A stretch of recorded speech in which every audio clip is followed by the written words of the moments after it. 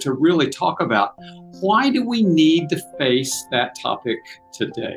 Yeah, you're right. It is something we avoid if we can. I've done obviously a lot of funerals over the years as a pastor, and people typically say of the deceased, they're the deceased or the dearly deceased, or they passed away, they went on to a better place, all of that, but don't like the word death. But it's just kind of a euphemism that we're around these days. And we're at a place now where as a culture, we're not around it as much as previous generations would have been. More people die in hospitals, they die in places that are not around their families and all of that. And yet it's an unescapable consequence of life. Hebrews 9:27 says, it's appointed unto all men once to die, and then the judgment. Unless the Lord comes home first, unless he comes back for us to take us home first, all of us, each of us, are going to face death one day.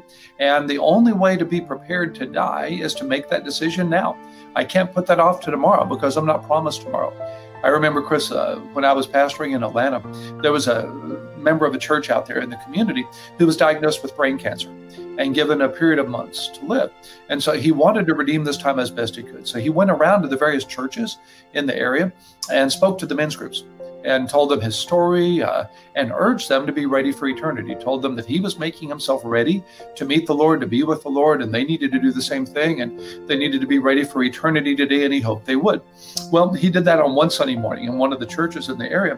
The next day on Monday, one of the men that was in that Bible study on that Sunday morning that heard him speak was driving on what they call the perimeter, the loop around Atlanta. There was a pickup truck in front of him with a loose spare tire in the back of the truck in the bed. The truck went over a bump or something, and it kicked the spare tire loose, and it smashed into the windscreen, the windshield of the car driven by the man that was in the Bible study, and killed him. And the man with the brain tumor went to his funeral. That to say, none of us has tomorrow promised. No one gets a 5-year plan in the Bible.